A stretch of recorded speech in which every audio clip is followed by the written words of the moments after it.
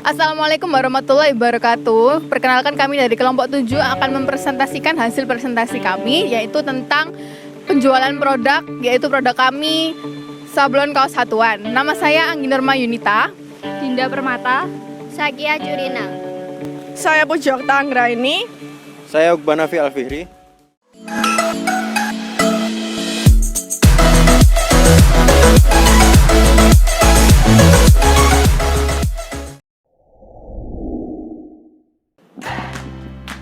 Materi 1, menentukan produk yang akan dijual. Jenis produk kami adalah barang pakaian. Nama produk kami adalah sablon kaos satuan. Pada poin A, penjabaran produk kami, fashion yang terus berkembang dan berinovasi, bahkan tren fashion dalam setahun bisa berganti-ganti sesuai dengan kebutuhan dan kenyamanan atau kreativitas. Manfaatnya tidak hanya sebagai bahan sandang, namun juga bisa sebagai media kreasi bagi yang mengenakan atau yang membuatnya. Pada poin B, apabila menjadi konsumen, saya berkenan untuk membeli produk tersebut karena baju sablon ini bisa didesain sesuai dengan kemauan pelanggan serta pemilihan bahan yang nyaman untuk dikenakan, dan juga sebagai media bagi pelanggan untuk menyablon gambar sesuai keinginan mereka. Pada poin C, produk kami sangat masih terjual 5-10 tahun ke depannya karena kaos selalu dibutuhkan dalam kehidupan sehari-hari. Pada poin D, produk kami dapat meningkatkan kualitas hidup atau kerja konsumen. Dengan lakunya produk kita dapat meningkatkan kesenjangan sosial ekonomi serta berputarnya roda perekonomian yang ada. Pada poin E, apakah berkenan berinteraksi terhadap segmen konsumen potensial ketika menjual produk ini? Produk kami sangat berkenan karena mereka merupakan calon konsumen yang akan kami yakinkan bahwa sablon kami memiliki kualitas yang terbaik. Poin F, apakah konsumen membutuhkan produk kami? Konsumen sangat membutuhkan produk sablon baju satuan ini. Karena pakaian merupakan kebutuhan sekunder bagi manusia, kaos pun sangat mudah dipakai dengan jenis pakaian lainnya, apalagi dengan desain yang di-custom dan dapat menarik perhatian bagi para penggunanya. Pada poin G, berapa perkiraan harga produk kami? Harga produk kami itu sekitar berkisar kaos polos ditambah dengan sablon ukuran A4 yaitu sebesar Rp60.000 sampai Rp80.000. Pada poin H, apakah konsumen yang menjadi target pasar mampu membeli produk kami? Produk kami ditujukan untuk semua kalangan, terutama kalangan konsumen yang dituju banyak penyuka hobi serta kalangan anak muda dengan kesukaran harga yang terbilang mampu bersaing. Poin I, apa keunggulan produk kami dibandingkan dengan produk yang ada di pasar? Kami memiliki keunggulan kebebasan warna desain yang tidak mempengaruhi harga, serta produksi sangat cepat dan memiliki garansi kepuasan pelanggan. Pada poin J, kualitas yang lebih baik atau harga yang lebih murah, mana yang dapat dengan lebih baik mencerminkan produk kami? Produk kami kualitas terbaik, harga terjangkau. Produk kami selain memiliki kualitas baik, juga memiliki harga yang sangat terjangkau yang dapat bersaing di pasaran.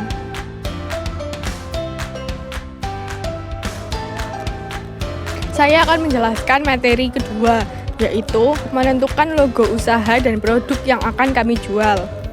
Di dalam materi ini ada beberapa poin yang perlu dijelaskan. Yang pertama, poin A berisikan tentang logo. Untuk huruf K pada logo melambangkan kaos, dan untuk perpaduan warnanya yaitu ungu muda dinilai sebagai warna yang menunjukkan kepribadian.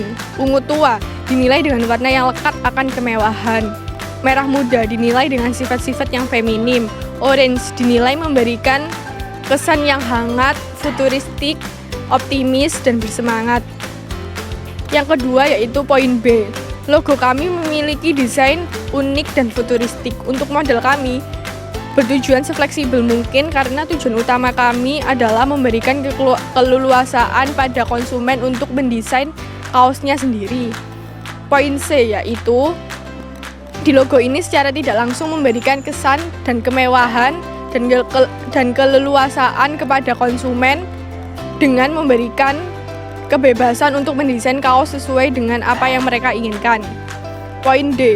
Produk kami berfokuskan pada bidang kaos polos berdesain bebas. Dilihat dari logo kami terdapat huruf K, yang berarti kaos dan nama produk kami yaitu Kaos Ini Aja. Itu cukup menjelaskan kepada konsumen bahwa logo dan nama produk kami berfokuskan pada kaos.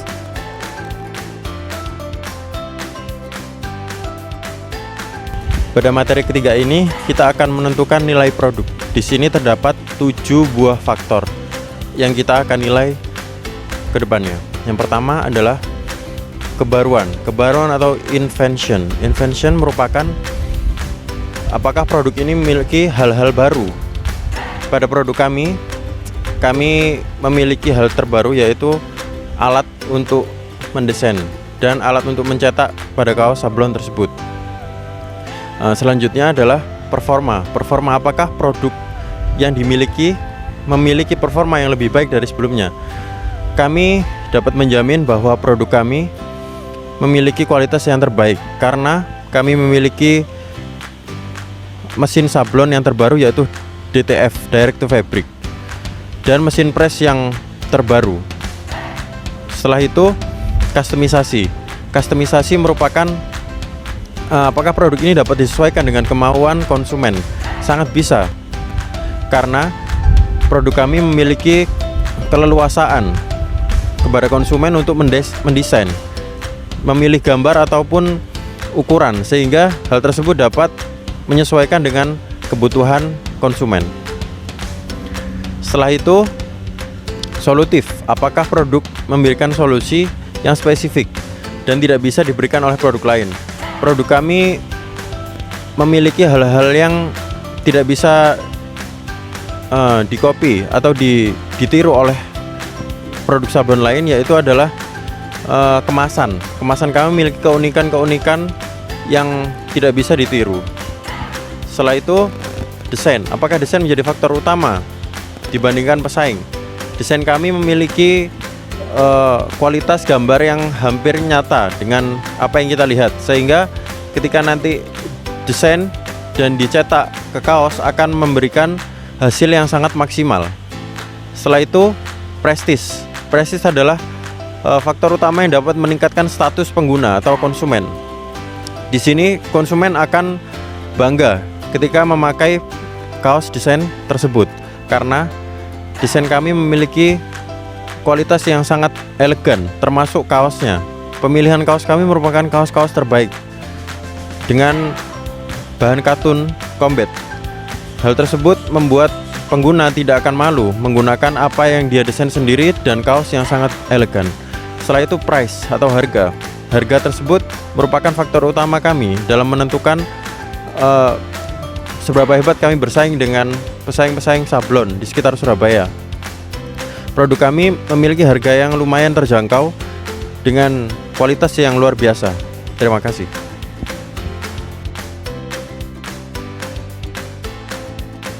Dalam materi 4 yang berjudul menentukan jalur komunikasi, distribusi, dan penjualan, saya akan menjelaskan dengan 5 pertanyaan, yaitu poin 1. Dalam meningkatkan awareness konsumen, kami membuat logo agar mudah diingat dan membuat semenarik mungkin. Kami berusaha untuk menjangkau konsumen dengan memanfaatkan platform media sosial agar dapat dikenal oleh target pasar spesifik dan secara akurat. Poin kedua, bagaimana memperlihatkan nilai produk kepada konsumen dengan cara promosi produk kami di berbagai platform dengan menunjukkan beberapa keunggulan yang dimiliki. Selain itu, kami juga melakukan penjualan langsung untuk mengenalkan produk kami secara langsung ke konsumen, sehingga konsumen bisa langsung merasakan dan memahami produk kami. Dan pertanyaan ketiga, bagaimana Anda menjual produk yang Anda tawarkan? Dengan cara mengenali selera konsumen agar konsumen berminat untuk membeli produk kita, menyebut beberapa keunggulan yang kita punya dibandingkan pesaing, meyakinkan konsumen bahwa produk kita memiliki kualitas yang terbaik dan selalu bersikap ramah tamah kepada konsumen. Dan pertanyaan keempat, bagaimana konsumen memastikan dapat memperoleh nilai produk yang ditawarkan? Dengan memberi kualitas yang baik dari poin keempat, yaitu bagaimana konsumen dapat memperoleh nilai produk yang ditawarkan, yaitu dengan memberikan kualitas yang baik dari bahan kaos hingga bahan sablon, sehingga gambar tidak mudah pecah dan kaos akan lebih nyaman digunakan. Dan pertanyaan kelima, bagaimana memberikan dukungan purna jual terhadap produk yang ditawarkan, yaitu dengan cara menawarkan potongan harga untuk pesanan selanjutnya mulai dari 5-10% dari total pembelian dari kami, menjalani kepuasan atau garansi kualitas karena kualitas merupakan yang kami tawarkan. Terima kasih. Pada materi 5, kita akan membahas tentang menentukan segmen pasar dan media jalinan hubungan dengan konsumen. Segmen pasar kita yang utama adalah segmen anak milenial dan komunitas hobi, termasuk komunitas seperti olahraga, sepedaan, atau komunitas pecinta tumbuhan. Yang pertama, kita akan melihat di mana market atau pasar kita menjual. Kita akan menjual via online atau memanfaatkan marketing online seperti Shopee, Bukalapak, atau Lazada. Setelah itu, poin B adalah apakah segmen Anda spesifik secara gender.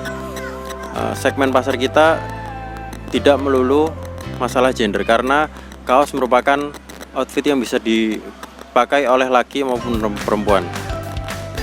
Setelah itu, segmen C adalah apakah segmen Anda di atas pada umumnya mampu membeli produk Anda.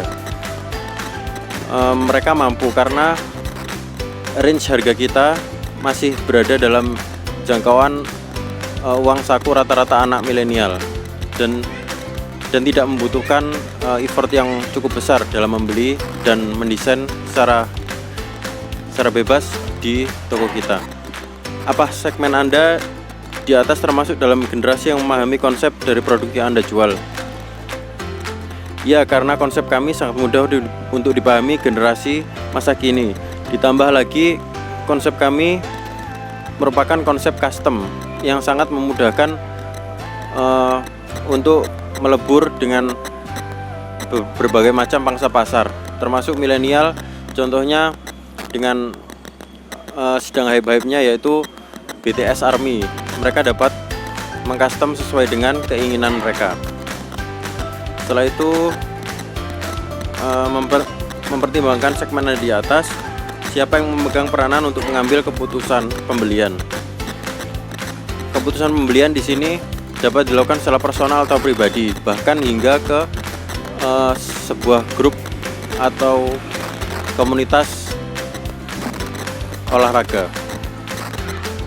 Segmen selanjutnya adalah apakah produk Anda termasuk sebagai produk yang dikonsumsi terus-menerus. Produk kami tidak dikonsumsi untuk terus-menerus karena sablon kaos merupakan produk sekunder yang mana hal tersebut berdasarkan keinginan bukan kebutuhan. Setelah itu, segmen selanjutnya adalah media pemasaran apa yang Anda gunakan. Media pemasaran yang kami gunakan yang paling utama adalah media pemasaran secara online, yaitu melewati marketing online, marketplace online. Ya, salah satunya adalah Shopee, Bukalapak, ataupun Lazada.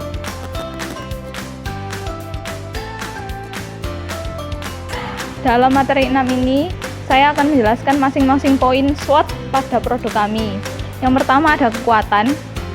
1. Dapat menekan harga produksi, karena kami berkedudukan sebagai produsen dan distributor secara langsung.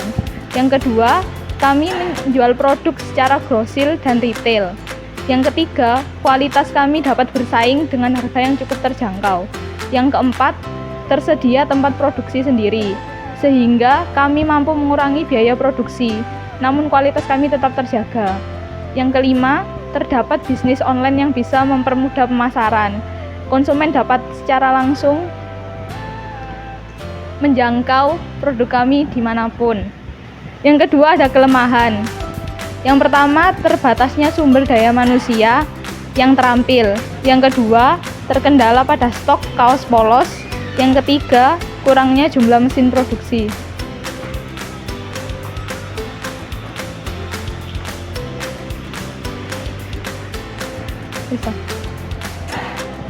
Yang ketiga, ada peluang. 1. Banyak anak muda yang tertarik untuk mendesain kaos sendiri.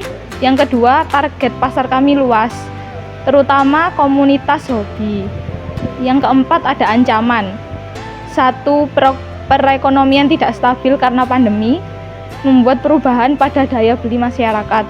Yang kedua, harga bahan baku yang tiba-tiba naik, berpengaruh terhadap biaya produksi dan harga jual kami. Yang ketiga, persaingan harga yang semakin ketat. Yang keempat, pesaing bekerja sama dengan para influencer untuk memperluas promosi. Yang kelima, semakin banyak usaha baru sehingga mencegah pesaing dalam usaha.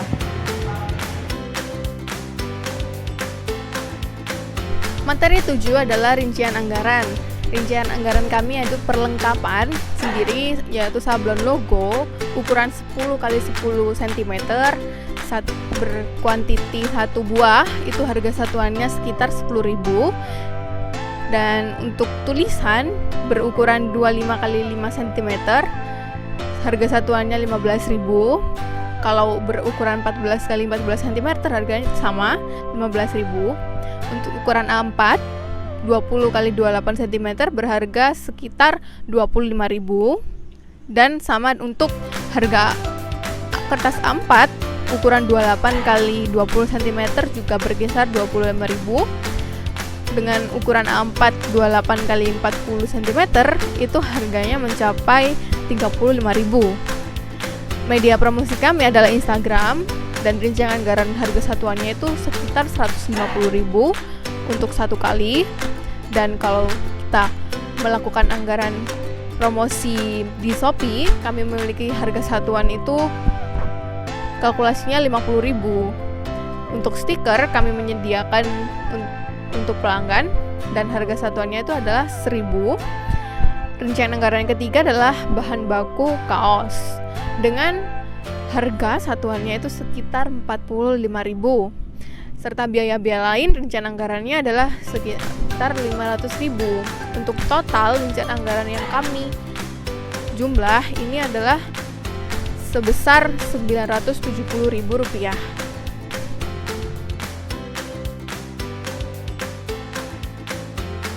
Dalam materi 8, saya akan menjelaskan bisnis model kanvas. Bisnis model kanvas kami, yang pertama ada key partners.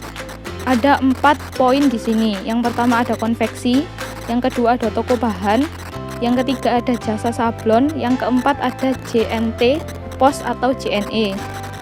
Yang kedua ada key activities. Di sini terdapat 5 poin. Yang pertama survei konsumen, packaging, pemasaran, direct marketing, dan marketing online. Yang ketiga ada value proportion. Ada 4 poin. Yang pertama lembut dan nyaman, yang kedua harga terjangkau, yang ketiga cocok cuaca tropis, yang keempat sablon berkualitas. Yang keempat ada customer relationship. Ada 2 poin. Yang pertama media sosial, dan yang kedua jika membeli dalam jumlah banyak akan mendapatkan harga potongan. Yang kelima ada customer segments. Ada 5 poin. Yang pertama toko kaos, yang kedua pemuda, yang ketiga komunitas, dan yang keempat event. Yang keenam ada key resource. Ada 2 poin. Distributor bahan dan pekerja. Yang ketujuh ada channels. Ada 2 poin. Sosial media dan komunitas langsung. Yang kedelapan ada cost structure, biaya pembelian barang, produksi, dan transportasi. Yang terakhir ada revenue streams, yaitu terdiri dari profit. Dalam materi 9, saya akan menjelaskan mengenai beberapa pertanyaan yang ada di dalam materi 9, yaitu packaging. 1. Keunikan. Packaging yang kami miliki keunikan yaitu menggunakan box karton dan kartu terima kasih atau thanks card beserta stiker. Kedua, estetika.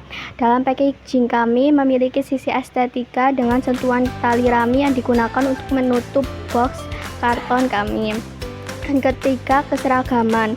Dalam hal packaging kami seragam menggunakan box, kardus, dan lain-lain.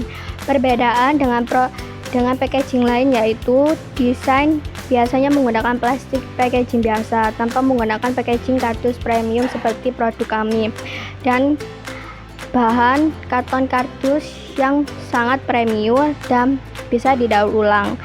Untuk konsumen berupa anak milenial dari komunitas-komunitas dan olahraga, dan kompetitor dalam packaging kami sangat berpengaruh karena biasanya kompetitor hanya menggunakan packaging plastik sedangkan kami menggunakan kardus premium. Untuk packaging dan harga, packaging kami dengan kualitas kami dengan harga 60-90 tergantung besar cetakan sablon, dan packaging terhadap HPP 40-60 untuk HPP. Berikut ini adalah contoh packaging yang kami gunakan dari bahan kardus atau karton premium dan juga dengan tali rami di atasnya dan disertai greeting card atau stiker.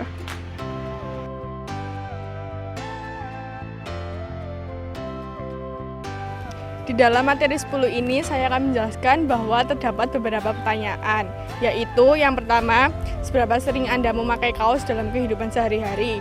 Pertanyaan yang kedua, apakah sebelumnya Anda pernah memakai kaos sablon atau membeli kaos sablon? Pertanyaan yang ketiga, berapa kisaran kaos sablon yang pernah Anda beli? Pertanyaan keempat, merchandise apa yang Anda harapkan atau ingin dapatkan saat membeli kaos sablon? Yang kelima, apa yang membuat Anda untuk tertarik membeli kaos sablon hasil dari produk kami? Pertanyaan yang keenam, menurut Anda apakah kualitas kaos sablon yang kami miliki saat ini sudah memenuhi standar Anda dibandingkan hasil kaos sablon dari toko yang lain? Pertanyaan yang ketujuh, apakah produk dan packaging kami sangat memadai dengan harga yang telah kami tentukan? Pertanyaan yang ke-8, dengan adanya custom design yang kita punya, apakah sangat cocok dengan harga yang saya tawarkan? Pertanyaan yang ke-9, bagaimanakah kualitas kaos polos yang kami tawarkan? Pertanyaan yang ke-10, apakah Anda berminat membeli grosir saat kami menawarkan atau memberikan potongan harga?